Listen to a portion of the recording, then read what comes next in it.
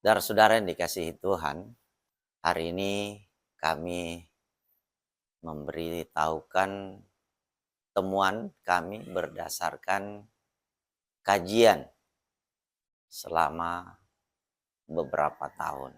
Pembatalan surat baptis air dalam nama Bapa dan Anak dan Roh Kudus, demikian juga dalam nama Bapa dan Anak dan Roh Kudus, yaitu Tuhan Yesus Kristus, ini didasarkan Matius 28, ini didasarkan Matius 28 ayat 19. Penjabaran mengenai Matius 28 ayat 19 itu harus diurai dari Matius 3 ayat 11, tolong dibaca. Matius 3 ayat 11. Aku membaptis kamu dengan air sebagai tanda pertobatan. Tetapi ia yang datang kemudian daripadaku lebih berkuasa daripadaku, dan aku tidak layak melepaskan kasutnya. Ia akan membaptiskan kamu dengan Roh Kudus dan dengan api. Puji nama Tuhan. Jadi kalau kita berpedoman pada Matius 28 ayat 19, maka ada 3 proses di sini. Bapa, Anak, dan Roh Kudus. Ketiga nama ini memberikan penjelasan 3 proses. Bukan untuk hanya satu proses. Bukan hanya proses air. Kenapa ini harus kami katakan? Pada tahun 1987, saya mendapat suara atau saya mendengar suara untuk memberitahu pastor dan pendeta. Pada tahun 1987 saya sudah melakukan tugas ini pada waktu itu di Yogyakarta. Ingat saya pada tahun 1987 juga saya sudah menulis surat ke PGI dan KWI di Jakarta pada waktu itu. Tujuan daripada pembatalan ini adalah untuk menemukan ini. Dan misi pada waktu memberitahu pastor dengan pendeta adalah membangun jemaat berdasarkan 1 Korintus 12 ayat 7 sampai 11. Puji nama Tuhan. Tolong dibaca itu.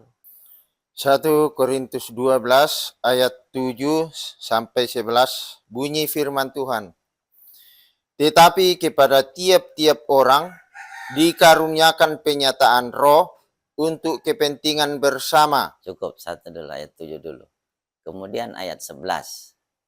Ayat 11 berbunyi, tetapi semuanya ini dikerjakan oleh roh yang satu dan yang sama, yang memberikan karunia kepada tiap-tiap orang secara khusus, seperti yang dikehendakinya. Amen. Nah, kalau di ayat 11 secara khusus, di ayat 7 kepentingan bersama. Kalau saya menyimpulkan bahwa ada beberapa orang bekerja sama membangun jemaat. Baik, tolong baca ayat 8 sampai 10. Ayat 8. Sebab kepada yang seorang roh memberikan karunia untuk berkata-kata dengan hikmat, dan kepada yang lain roh yang sama memberikan karunia berkata-kata dengan pengetahuan. Ayat 9. Kepada yang seorang roh yang sama memberikan iman, dan kepada yang lain ia memberikan karunia untuk menyembuhkan. Ayat 10. Kepada yang seorang roh memberikan kuasa untuk mengadakan mujizat, dan kepada yang lain ia memberikan karunia untuk bernubuat, dan kepada yang lain lagi ia memberikan karunia untuk membedakan bermacam-macam roh. Kepada yang seorang ia memberikan karunia untuk berkata-kata dengan bahasa roh, dan kepada yang lain ia memberikan karunia untuk menafsirkan bahasa roh itu. Amin. Puji nama Tuhan. Jadi kalau kita mencermati atau memperhatikan baik-baik 1 Korintus 12 ayat 8 sampai 10 itu mengingatkan kita bahwa ada penyataan roh, ada 9 penyataan roh itu yang seharusnya dipakai untuk membangun jemaat. Untuk itu perlu kita sama-sama mencari atau merenungkan atau menggali firman Tuhan ini, bagaimana caranya supaya nubuatan atau pernyataan yang disampaikan oleh Rasul Paulus pada jemaat di Korintus itu bisa terrealisasi untuk kita zaman ini. Puji nama Tuhan. Berjalannya waktu, saya terus mencari penyebab kenapa ini belum terrealisasi di dalam jemaat. Setelah mendapat petunjuk dari Roh Kudus pada tahun 1993, juga waktu itu saya masih di Yogyakarta, ini turun. Ayat ini tergenapi di kami beberapa orang, bahkan lebih dari 20 orang pada waktu itu. Nah, mengingat saya tidak memahami pesan tujuannya, saya tidak begitu memahami tujuannya. Nah, saya cuma sampai tahu bahwa ayat ini semua masih ada dan bisa ditemukan di zaman ini. Saudara-saudara yang dikasihi Tuhan, rekan-rekan pelayan, ternyata yang menyebabkan ini sulit ditemukan adalah keputusan untuk menggunakan Matius 28 ayat 19 sebagai syarat untuk pentahiran dengan air. Pendahulu ya dipengaruhi oleh penggunaan kitab Didache. Pendahulu atau setelah para rasul atau bapak-bapak gereja yang melanjutkan, baptisan dalam nama Bapa dan Anak dan Roh Kudus ini yang seharusnya dijabarkan menjadi 3 proses, ya, dijabarkan menjadi 3 proses. Itu berhenti di sini. Kenapa dia berhenti di sini? Karena ini dipatenkan oleh pendahulu kita sebagai satu-satunya dasar untuk pentahiran. Akibat ini, baptisan Roh Kudus itu cuma diimani. Baptisan Roh Kudus ini cuma diimani, tidak dialami. Ya, setelah zaman para rasul. Ini dipengaruhi oleh yang namanya kitab Didache itu yang ditulis pada tahun 90-an. Menyadari hal itu, ya, tentu menjadi dasar generasi berikutnya. Untuk itu kita kembali mengingat bahwa pembukaan rahasia firman Tuhan terus berjalan oleh bimbingan Roh Kudus. Pada tahun 400 baru kita mendapatkan buku Perjanjian Baru. Dan pada tahun 400 baru kita mendapatkan kesepakatan atau bapak-bapak gereja sepakat untuk membukukan tulisan-tulisan di Perjanjian Baru. Untuk itu tidak heran kalau penggunaan kitab Didache ini menjadi salah satu sorotan. Karena kitab Didache ini ternyata ditolak untuk tidak dimasukkan di kitab Perjanjian Baru. Karena sudah dipergunakan sebagai aturan atau referensi, maka ini agak susah diubah. Agak susah penggunaan nama ini diubah. Karena penggunaan nama ini bertentangan dengan Kisah Para Rasul 2 ayat 38. Nah, ini yang perlu kita cermati. Penggunaan nama ini berubah di Kisah 2 ayat 38. Dengan kata lain bahwa para rasul tidak pernah membaptis air dengan nama ini. Para rasul berdasarkan kitab Kisah Para Rasul tidak pernah menggunakan 3 nama ini. Artinya di sini ada satu proses yang perlu generasi sekarang untuk mengkaji baik-baik. Tolong dibaca Kisah Rasul 2 ayat 38. Kisah Para Rasul 2 ayat 38 berbunyi, jawab Petrus kepada mereka, bertobatlah dan hendaklah kamu masing-masing memberi dirimu dibaptis dalam nama Yesus Kristus untuk pengampunan dosamu. Maka kamu akan menerima karunia Roh Kudus. Puji Tuhan, ya. Jadi baptis air ini harusnya dalam nama Yesus Kristus. Harusnya cukup namanya Yesus Kristus atau Tuhan Yesus. Harusnya itu. Sesudah itu baru menerima karunia Roh Kudus. Artinya proses air dan roh itu tidak bersamaan. Ada jeda. Berbeda dengan pendahulu. Dia cuma mengimani nih. Baptis Roh Kudus ini diimani. Tidak ada pengalaman. Ini bertentangan dengan Yohanes 3 ayat 5. Kalau dibaca Yohanes 3 ayat 5. Yohanes 3 ayat 5, jawab Yesus, aku berkata kepadamu, sesungguhnya jika seorang tidak dilahirkan dari air dan roh, ia tidak dapat masuk ke dalam kerajaan Allah. Amen. Ya, saudara-saudara yang terkasih dalam Tuhan. Tuhan Yesus mengingatkan kita bahwa harus minimal 2 alat bukti untuk menjadi anggota kerajaan Allah. Bukti pertama adalah air, bukti kedua adalah roh. Jadi lahir dari air dan lahir dari roh itu sesungguhnya menjadi syarat utama untuk menjadi anggota kerajaan 1000 tahun atau kerajaan kekal. Itu syarat mutlak.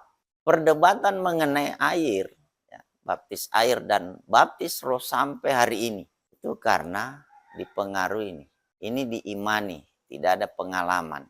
Karena pada waktu itu masih tertutup. Pendahulu, bapak-bapak gereja masih ditutup. Belum terbuka mengenai apa maksud pesan dari Tuhan Yesus. Tidak melihat atau belum melihat bahwa ini dalam nama Bapa, Anak, dan Roh Kudus dilatar belakangi oleh 3 proses. Air, roh, dan api. Puji nama Tuhan. Setelah berjalannya waktu, pada tahun 1517, Martin Luther mengadakan gerakan pembaharuan. Itu menandakan bahwa pendahulu kita itu melakukan satu pelanggaran. Dan pelanggaran itu harus dibaharui. Setelah terjadinya pembaharuan yang didengungkan atau dipresentasikan oleh Martin Luther, terus berkembang pembaharuan itu sampai muncullah gerakan yang namanya Anabaptis yang melakukan baptis dewasa dengan cara diselam. Pada tahun 1900 atau abad ke-20 berkembanglah baptis Roh Kudus, ya, dengan wujud bahasa lidah. Artinya sudah tergenapi baptis air dan baptis roh. Artinya 2 proses, ya. Proses Matius 3 ayat 11 ini sudah mulai nampak perkembangannya. Kalau kita terus menggali, ya, mempelajari Injil, baik Matius, Markus, Lukas, Yohanes, melihat kemajuannya di Kisah Para Rasul, maka ini berkembang pesat penggunaan ini. Puji nama Tuhan, saudara-saudara yang dikasihi Tuhan. Setelah abad ke-20 munculnya bahasa lidah, terjadi pro kontra atau kontradiksi karena yang tidak memiliki pengalaman itu menentang kebenaran daripada Kisah Para Rasul dan Korintus. Supaya ini dapat dibatalkan untuk mencegah orang yang sudah diproses secara ini dan tidak mengalami kuk, maka ini harus dibatalkan. Pembatalan ini bukan dihilangkan, tapi dijabarkan menjadi 3 proses. Kalau kita betul-betul mengikuti ini, Matius 3:11, maka kita akan menemukan ini. Gereja, pelayan-pelayan Tuhan akan bekerja sama ya untuk melayani umat Kristiani dengan lebih baik dengan ditemukannya 1 Korintus 12 ayat 7 sampai 11 ini atau direalisasikannya 1 Korintus 12 ayat 7 sampai 11 ini, maka nubuatan atau pesan Rasul Paulus akan menjadi nyata di zaman ini dan kelanjutannya. Kembali pada pembuktian ya, setelah penggunaan nama untuk baptis air itu Tuhan Yesus atau Yesus Kristus. Jadi setelah penggunaan baptis air dalam nama Tuhan Yesus atau Yesus Kristus, melangkah ke berikutnya yaitu Roh Kudus. Para rasul itu mengalami 3 proses. Proses yang dialami para rasul pada zamannya itu di Yohanes 20 ayat 22. Dan sesudah berkata demikian, ia mengembusi mereka dan berkata, terimalah Roh Kudus. Ya, puji Tuhan. Jadi Tuhan Yesus memberikan Roh Kudus kepada para rasul itu di Yohanes 20 ayat 22. Artinya roh itu ada di dalam hati atau di dalam badan. Nah, ini baptis roh ya berdasarkan penjabaran Matius 3 ayat 11. Jadi murid-murid pada waktu Yesus mengalami kebangkitan atau di saat sudah bangkit, Tuhan Yesus ya masih berjumpa dengan muridnya selama 40 hari itu untuk memberikan Roh Kudus ini dengan cara dihembusi. Artinya murid-murid pada waktu itu sudah mengalami baptis roh. Yang belum adalah baptis api. Nah, baptis api inilah yang ditentukan oleh Bapa. Ya. Kalau tadi nama anak ini digunakan untuk pentahiran dengan air, ya, Roh Kudus sebagai melahirkan bayi rohani yang dihembusi ke dalam hati lewat napas. Sekarang yang Bapa ya. Tolong baca Kisah 1 ayat 7. Kisah para Rasul 1 ayat 7. Jawabnya, engkau tidak perlu mengetahui masa dan waktu yang ditetapkan Bapa sendiri menurut kuasanya. Ya, jadi Bapa ini yang menetapkan orang-orang yang diberi kepercayaan untuk mengalami baptis api. Nah, baptis api ini yang dari Bapa ini itu letaknya di atas kepala. Tolong dibaca ayat 8. Kisah para Rasul 1 ayat 8. Tetapi kamu akan menerima kuasa kalau Roh Kudus turun ke atas kamu, dan kamu akan menjadi saksiku di Yerusalem dan di seluruh Yudea dan Samaria dan sampai ke ujung bumi. Amin. Puji nama Tuhan. Jadi untuk menjadi rohaniwan itu harus melewati 3 proses. Ya, harus melewati 3 proses baptisan. Itu untuk menjadi seorang rohaniwan atau hamba Tuhan atau pendeta atau pastor. Ini harus melewati 3 proses ini. Jadi baptisan dalam nama Bapa dan Anak dan Roh Kudus itu adalah baptisan yang harus dijabarkan menjadi 3 proses. Air, roh, dan api. Puji nama Tuhan. Berdasarkan Kisah Rasul 2 ayat 1. Tolong baca Kisah Rasul 2 ayat 1. Kisah para Rasul 2 ayat 1. Ketika tiba hari Pentakosta, semua orang percaya berkumpul di satu tempat. Amin. Nah, siapa itu yang dimaksud dengan orang percaya? Yang dimaksud dengan orang percaya yang berkumpul pada waktu itu di Kisah 2 ayat 1 adalah murid-murid Yesus yang sudah mengalami baptis air dan roh.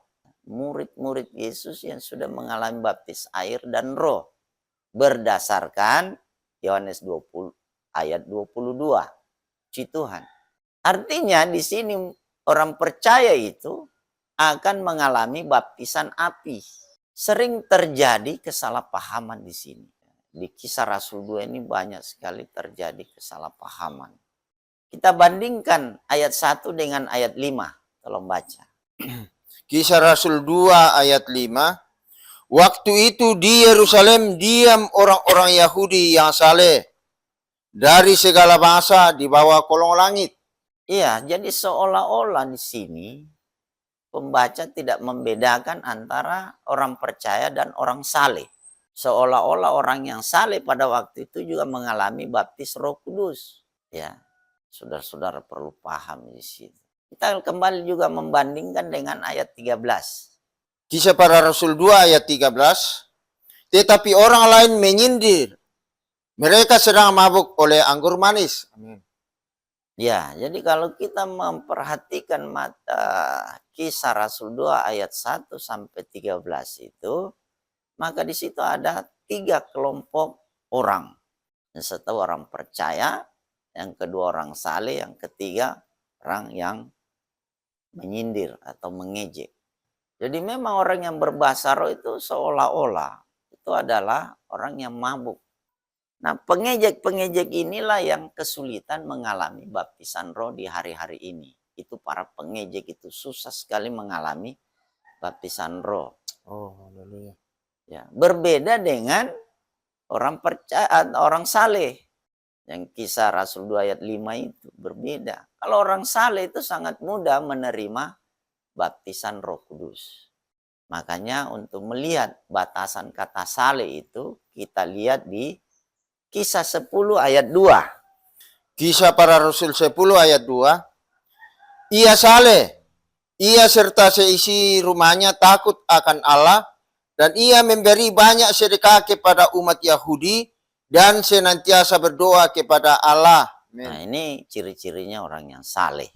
Orang yang saleh yang dimaksud di Kisah Rasul 2 ayat 5 itu pada waktu ya para rasul kepenuhan roh itu mereka hanya mendengar. Ya, mereka hanya mendengar. Belum mengalami baptisan roh. Begitu, saudara-saudara yang terkasih dalam Tuhan. Jadi penjabaran ini kami sampaikan kepada semua rekan-rekan yang berniat atau yang sudah menempatkan diri menjadi pelayan, itu harus mengalami 3 proses. Harus mengalami 3 proses. Baptis air, roh, dan api. Berbeda dengan jemaat. Jemaat itu cukup mengalami 2. Minimal 2. Ya, cukup mengalami 2. Berdasarkan Yohanes 3 ayat 5. Ya. Nah, Yohanes 3 ayat 5 ini dijabarkan lagi di ayat yang ke-6. Tolong. Yohanes 3 ayat 6. Apa yang dilahirkan dari daging adalah daging, dan apa yang dilahirkan dari roh adalah roh. Amin. Ya, puji Tuhan. Jadi untuk jemaat itu, ya, untuk menjadi jemaat atau umat Kristiani itu diwajibkan lahir dari air dan roh. Untuk menggenapi nubuatan, ya, untuk menggenapi nubuatan Yehezkiel 36 ayat 26. Yehezkiel 36 ayat 26. Kamu akan kuberikan hati yang baru dan roh yang baru di dalam batinmu, dan aku akan menjauhkan dari tubuhmu hati yang keras, dan kuberikan kepadamu hati yang taat. Amin. Puji nama Tuhan. Ya. Kalau kita memperhatikan atau mencermati Yehezkiel 36 ayat 26, maka itu harus terjadi pergantian. Hatinya diganti, rohnya juga harus diganti. Jadi setelah para rasul mengalami baptisan api, terjadi teori impartasi. Penggunaan nama untuk baptisan air itu jelas sekali di Kisah Rasul pasal 19 ayat 2 sampai 6. Tolong dibaca. Kisah Rasul 19 ayat 2, katanya kepada mereka, sudahkah kamu menerima Roh Kudus ketika kamu menjadi percaya? Akan tetapi mereka menjawab dia, belum, bahkan kami belum pernah mendengar bahwa ada Roh Kudus. Amin. Ya, Tuhan, ini kan dilatar belakangi, ya, ada pelayanan ini yang belum memahami pada waktu itu Apolos. Dia belum paham bahwa ada baptis Roh Kudus. Padahal murid-murid ini sudah dibaptis air, ya. Oleh karena Rasul Paulus mampir dan berjumpa dengan orang percaya pada waktu itu, maka dia bertanya, sudahkah kamu menerima Roh Kudus ketika menjadi percaya? Nah, jawabnya bahkan belum pernah mendengar ada Roh Kudus. Berbeda dengan kita di zaman ini. Karena sudah dibaptis dalam nama Bapa dan Anak dan Roh Kudus, maka diimani. Ya, diimanilah ini. Artinya sudah mendengar bahwa ada Roh Kudus. Lain halnya di Kisah Rasul 19, ya, ayat 3. Kisah Rasul 19 ayat 3. Lalu kata Paulus kepada mereka, kalau begitu dengan baptisan manakah kamu telah dibaptis? Jawab mereka, dengan baptisan Yohanes. Ya, jadi kalau kita memperhatikan tanya jawab Rasul Paulus dengan orang yang sudah dibaptis itu sangat menarik. Penggunaan atau cara membaptis air zamannya Yohanes itu tidak pakai nama. Nah, untuk itu harus dibatalkan. Puji nama Tuhan. Jadi pembatalan ini ada dasarnya, sahabat. Ayat berikutnya. Ayat 4. Kata Paulus, baptisan Yohanes adalah pembaptisan orang yang telah bertobat. Dan ia berkata kepada orang banyak, bahwa mereka harus percaya kepada dia yang datang kemudian daripadanya, yaitu Yesus. Amin. Iya, jadi penggunaan nama untuk baptis air itu jelas, yaitu nama Yesus. Ayat 5.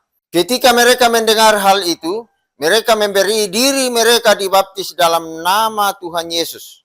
Puji Tuhan, ya. Jadi kalau kita memperhatikan Kisah 19 ayat 5, nama yang digunakan ini Tuhan Yesus. Bukan Tuhan Yesus Kristus. Tidak ada. Cuma Tuhan Yesus. Itu untuk air. Ya, untuk baptisan air ini. Itu jelas sekali. Jadi tidak perlu kita perdebatkan karena sudah tertulis nyata. Kemudian bukti seseorang mengalami baptis Roh Kudus, ya, itu di ayat 6. Ayat 6. Dan ketika Paulus menumpangkan tangan di atas mereka, turunlah Roh Kudus ke atas mereka, dan mulailah mereka berkata-kata dalam bahasa roh dan bernubuat. Amin. Ya, puji Tuhan, ya. Jadi baptis Roh Kudus itu dibuktikan, ya, dengan bahasa lidah atau bahasa roh. Caranya penumpangan tangan. Amin. Ya, caranya, ya, orang yang hamba Tuhan yang sudah mengalami baptis api itu impartasi dengan cara menumpangkan tangan. Ya, lewat penumpangan tangan seorang hamba Tuhan yang sudah mengalami baptis api itu, maka turunlah Roh Kudus ke orang yang layak, ya, menerima baptis itu. Pembuktian, karena minimal 2 alat bukti untuk meyakinkan, untuk menggenapi pernyataan atau firman atau kepastian hukum dalam bahasa hukum, itu juga dapat kita baca di Kisah Rasul 10 ayat 45. Kisah para Rasul 10 ayat 45. Dan semua orang percaya dari golongan bersunat yang menyertai Petrus tercengang-cengang karena melihat bahwa karunia Roh Kudus dicurahkan ke atas bangsa-bangsa lain juga. Lanjut. Ayat 46. Sebab mereka mendengar orang-orang itu berkata-kata dalam bahasa roh dan memuliakan Allah. Puji nama Tuhan. Jadi bukti fisik, ya, seseorang lahir dari Roh Kudus atau mengalami baptisan Roh Kudus itu adalah bahasa lidah. Tidak ada yang lain.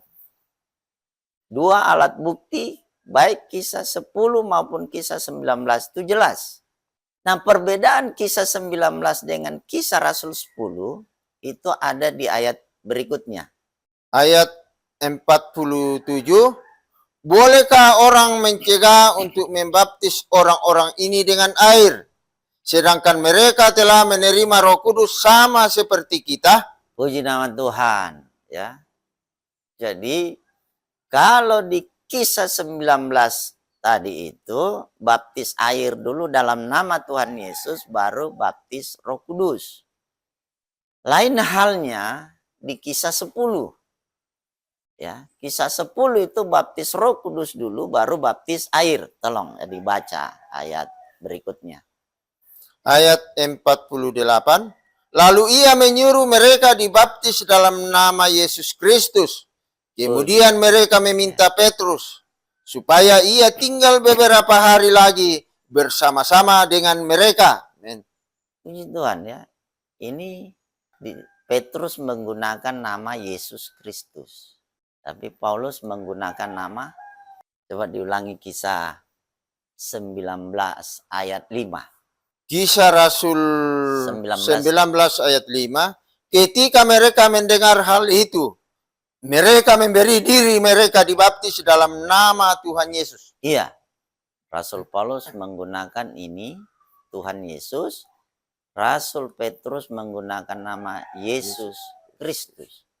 Tidak ada Tuhan Yesus Kristus. Ini juga harus dibatalkan. Puji nama Tuhan, rekan-rekan kerja Allah, kiranya informasi yang kami sampaikan ini dapat bermanfaat untuk mencegah terjadinya kesalahpahaman antara pengajaran terdahulu dan pengajaran masa kini. Mari kita bersama-sama berjuang untuk mendapatkan ini. Ya, mari. Ini yang lama yang kami temukan adalah mendapatkan penggenapan dari ayat 8 sampai 10. Menghasilkan ada pelayan-pelayan yang khusus mujizat, menyembuhkan, ya. Ada yang pelayan yang khusus berkarunia bahasa roh, ya. Ada pelayan yang khusus hikmat, iman. Ini semua yang ada. Ada yang khusus menafsir bahasa lidah, ada. Puji Tuhan. Nah, ini harus menggenapi ayat 7 ini. Bekerja sama, tidak jalan sendiri-sendiri di ayat 7 ini. Haleluya. Ya. Supaya untuk mencegah, ya mohon maaf, sombong rohani. Jadi untuk mencegah sombong rohani, ya, Rasul Paulus mengingatkan bahwa tidak ada satupun, ya, generasi masa kini yang mendapatkan 9 penyataan roh itu di ayat 8 sampai 10. Itu nanti sombong rohani. Tidak mau bekerja sama dengan orang lain. Ya, akibatnya melanggar, ya, pengutusan minimal 2 laki-laki atau 2 perempuan, bukan suami istri. Puji nama Tuhan, ya. Ada banyak hal yang perlu kembali kita renungkan atau mengevaluasi, ya. Mari kita merendahkan diri untuk mendapatkan ini. Ya, jadi saya ulangi lagi bahwa untuk penggenapan ini itu harus dijabarkan ini. Tujuannya kita, misinya ke sini. Sasarannya atau visi, sasarannya ini, ya, tujuannya ini. Jadi hamba Tuhan, pendeta dan pastor itu wajib mengalami 3 proses. Menjadi pendeta dan atau pastor itu harus mengalami 3 proses. Puji nama Tuhan. Kiranya informasi mengenai pembatalan surat baptis air ini menjadi, ya, menjadi temuan baru atau pengembangan dari sini, yaitu Tuhan Yesus atau Yesus Kristus. Terima kasih. Tuhan Yesus memberkati. Shalom.